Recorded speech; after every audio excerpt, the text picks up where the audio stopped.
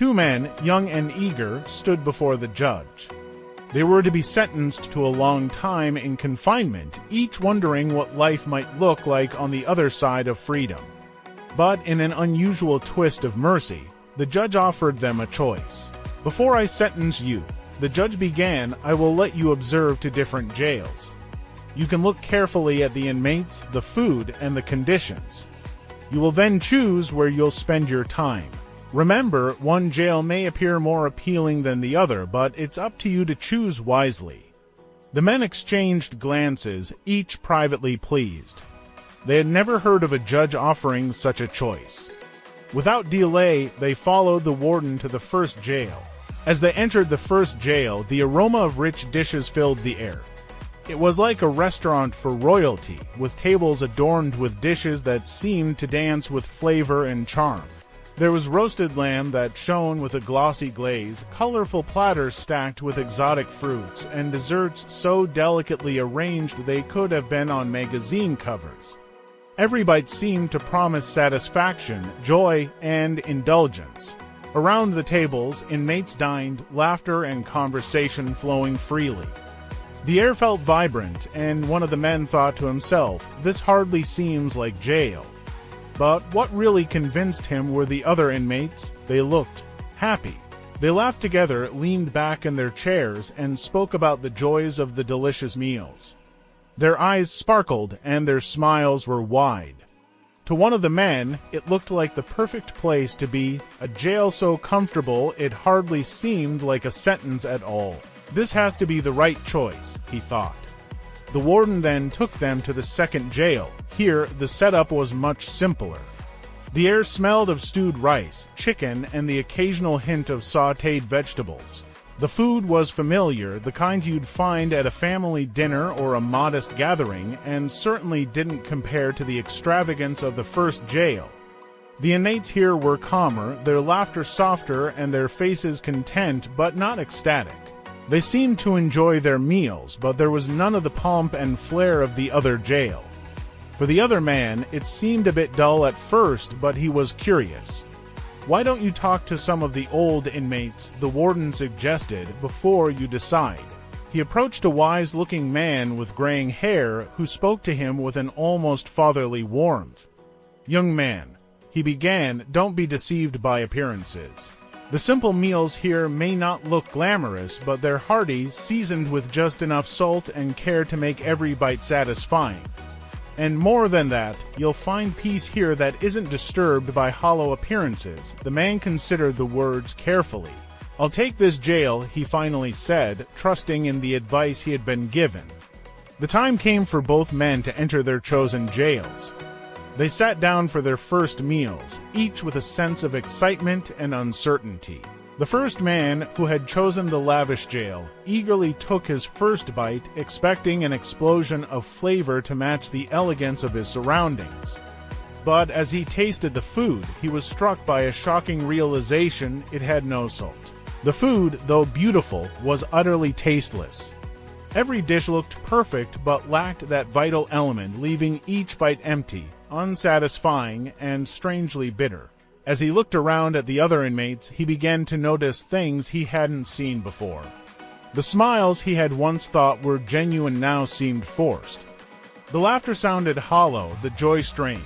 These men appeared fulfilled from a distance, but up close he saw the emptiness in their eyes, as though they were hiding a truth they could not escape.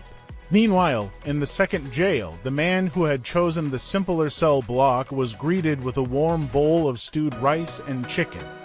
He took a tentative first spoonful, and a smile crept onto his face. The food was wholesome, seasoned perfectly with just enough salt and spices to make every bite a pleasure. He felt a sense of contentment settle over him, realizing that his choice would provide comfort and peace, even if it didn't have the allure of luxury, the cost of leaving. Days turned into weeks, and weeks into months. The first man, who had chosen based on appearances, found himself increasingly disillusioned. The tasteless meals, the hollow interactions, the superficial smiles all began to wear on him. He longed for freedom, for the chance to leave this prison of appearance and emptiness. Yet, freedom came with a price. If he wanted to leave, he could, but it would cost him nearly everything he owned. He would have to let go of all he held dear, every possession, every connection he had cherished before his sentence. The process would be long and painful, but it was the only way out. He weighed his options, realizing that the choice he had made based on glamour had trapped him in a prison of misery. On the other side, the second man found a sense of peace and fulfillment in a simpler choice. Each meal brought a quiet joy, and the company of his fellow inmates was genuine and supportive. He realized that his cell, though humble, was a place where he could endure his sentence with dignity, where he could still find satisfaction despite the confinement.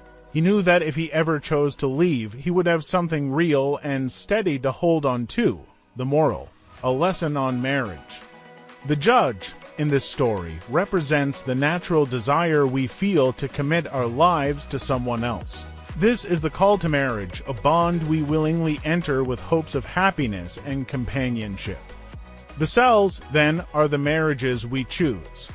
The first cell, with its illusion of luxury, is like a marriage built on superficial qualities.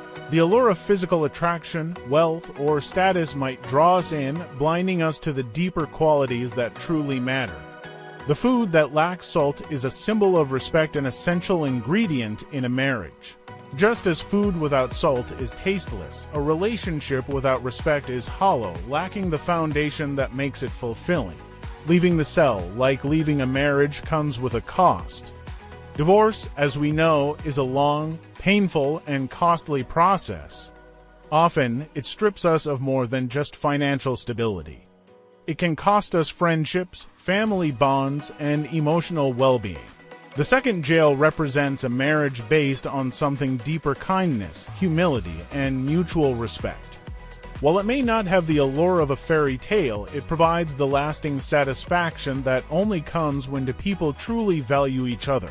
The simple meals in the cell are filled with respect and appreciation, making each day more meaningful, even if it lacks the glitz and glamour of superficial attractions.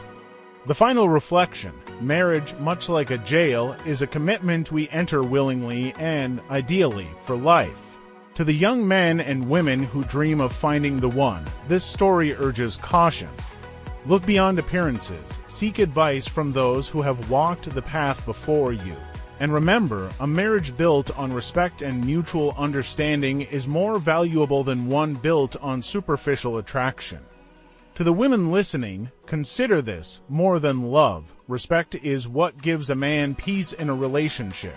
It is the salt that seasons the relationship, the silent promise that endures through the years. Just as the second man chose the simpler cell and found contentment, so too does a marriage with respect and humility provide the foundation for a life of peace and happiness. Let us be wise in our choices and remember that true fulfillment comes not from appearances, but from the soul-deep qualities that last a lifetime. If this resonates with you, consider subscribing to this channel, like and share this video with your family and friends. Someone you know definitely needs this video.